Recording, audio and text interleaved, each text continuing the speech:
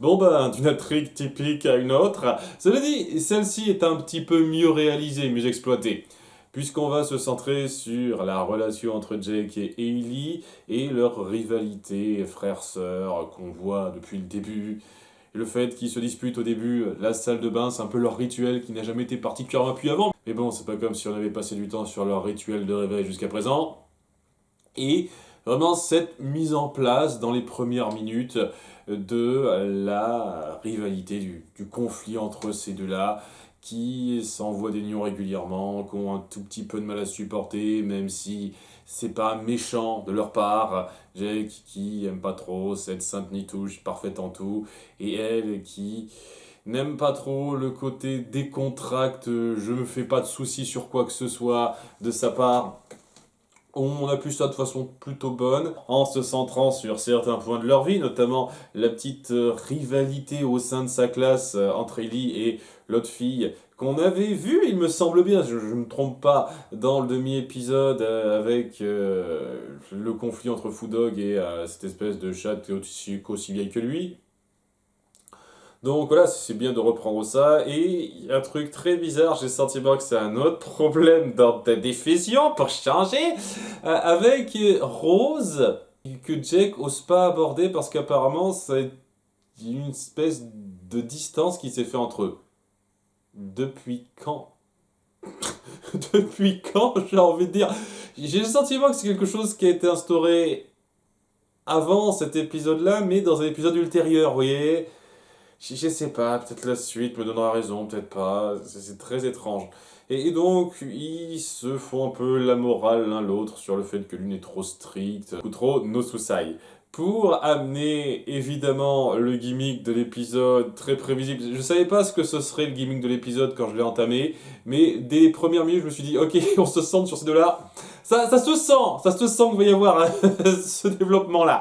Et ouais, il va tomber, Jake, en ramenant Ellie chez eux sur un farfadet, le chef farfadet qu'on avait vu il y a quelques temps de ça, avec l'histoire du gang des farfadets et leur délire de troc, qui se fait pister par les numéros 88 et 89 des chasseurs. On va vraiment les appuyer, ceux-là, hein. Ça fait vraiment plaisir de les avoir en détail, ces deux connards-là, qui veulent lui piquer un objet qu'il avait sur lui, je sais pas comment ils l'ont retrouvé, je sais pas quoi. Et cet objet en question, après donc avoir sauvé le farfadet et les avoir fait partir, c'est un miroir. Le miroir de Chachienne, un truc comme ça, je sais plus exactement le nom qui est donné. Jake, aidé un tout petit peu par Hailey, le récupère et le ramène à Foodog et grand-père Laochi, qui leur disent que c'est juste un miroir important. Et sans plus. Ce qui est un petit peu con-con, je trouve. Un petit peu. Parce que vous auriez juste pu leur dire, tiens, c'est un miroir qui échange les corps, et ils auraient jamais manipulé le truc, mais étant donné qu'ils savent pas ce que c'est, qu'ils le découvrent par surprise par la suite, et ben en se disputant devant ce miroir et en le faisant tourner, et ben ils l'activent. Mais pas tout de suite. Ce qui amène à un problème de cohérence dans la fonctionnalité de ce truc. Donc c'est le lendemain, après leur nuit de sommeil, que leurs corps vont s'échanger. C'est durant la nuit que leurs corps, leurs esprits changent de corps. Et donc, ouais, il va y avoir les trucs un petit peu typiques. Alors, ils diront Dieu, ah, qu'est-ce que c'est que ce truc? On leur raconte la situation. Il y a Foodog qui dit ah merde, le grand-père est déjà allé le mettre ailleurs, il faut que j'aille le rattraper, donc vous pouvez pas tout de suite le réutiliser. Zut!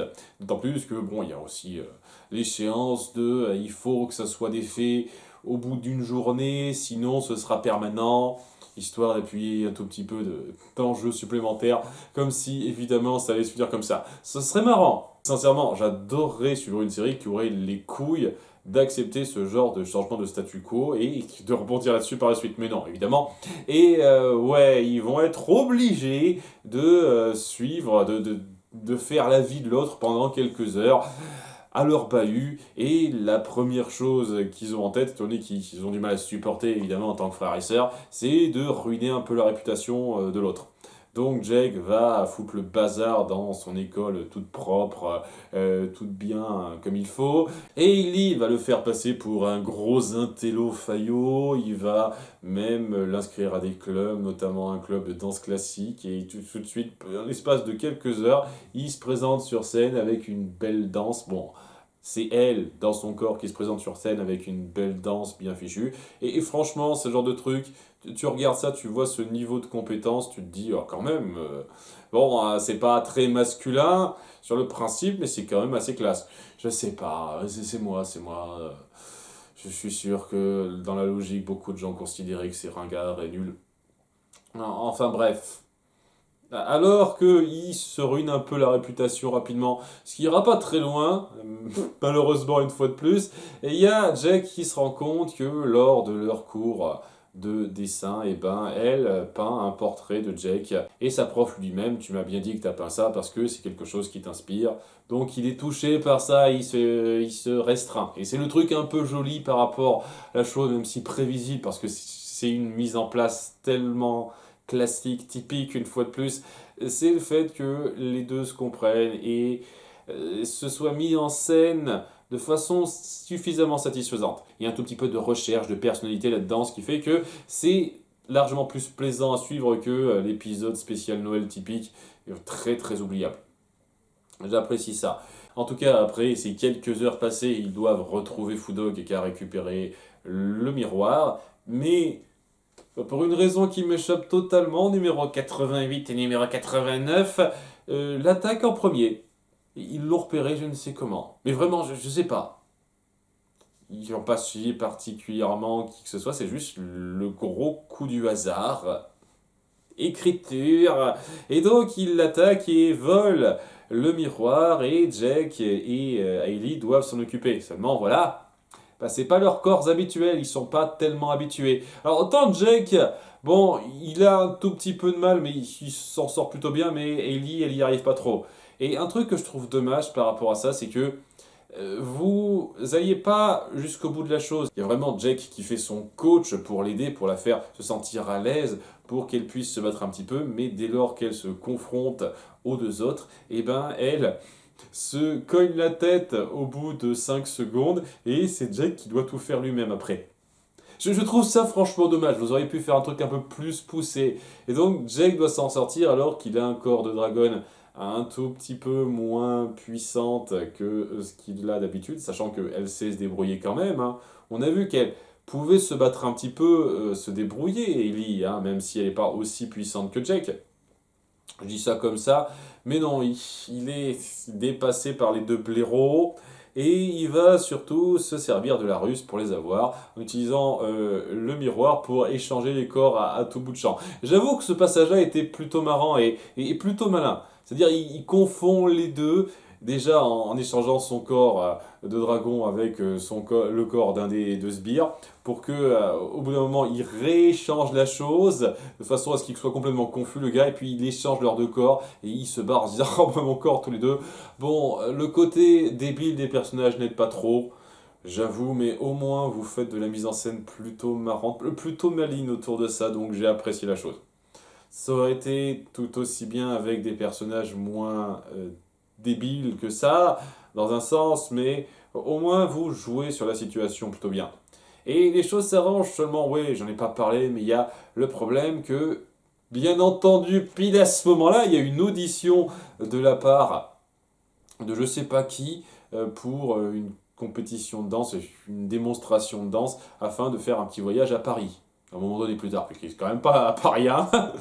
Ça leur fait plaisir. Elle tient absolument à gagner ce concours. Ellie, évidemment, il faut que ça tombe au moment où Jake est là. Et étant donné que maintenant elle est inconsciente et que, d'après la logique de ce miroir, tu n'échanges pas véritablement ton âme d'un corps à l'autre, tu échanges en fait toutes tes blessures, tout ce que tu ressens d'un corps à l'autre, plus ou moins. Donc, en gros, c'est pour dire que, étant donné que Ellie est toujours inconsciente, s'ils échangent leur corps maintenant, on aura une Ellie toujours inconsciente dans son corps. Et Jack qui sera dans son corps mais plus inconscient. Ce qui est un petit peu bizarre parce que les corps ne changent pas de place, hein. C'est juste, ouais, l'état physique est transmis également. C'est- c'est un peu étrange, mais ok, c'est un petit détail, trois fois rien. Et donc Jake doit se présenter pour elle à sa place. Et au début, ça se passe pas bien, mais il décide de la jouer freestyle avec son style à lui, et ça conquiert les juges. Tant mieux, c'était pas forcément quelque chose qui marche, ça, mais tant mieux. Donc, il a sauvé la situation pour sa sœur, il a fait quelque chose pour elle, et c'est plutôt touchant, alors que leur rivalité n'est pas terminée, évidemment, après coup, hein. Ils se sont compris un petit peu mieux, mais c'est pas pour ça que ça va être la paix totale entre eux. Avec un autre geste très joli à la toute fin de l'épisode aussi, de la part de Ellie, qui a décidé de dessiner un petit portrait de Rose au nom de Jake, tout petit peu refroidir la glace. Glace dont j'ignorais l'existence jusqu'à présent, mais ok, c'est un peu mignon au-delà de ça. Donc, bon épisode, bien. Peu de mauvaises choses à dire, à part l'inclusion de 88 et 89 et le côté complètement grossier de comment il s'imbrique, mais sinon, c'était un bon épisode, bien fait. A bientôt pour l'épisode 18. Bye!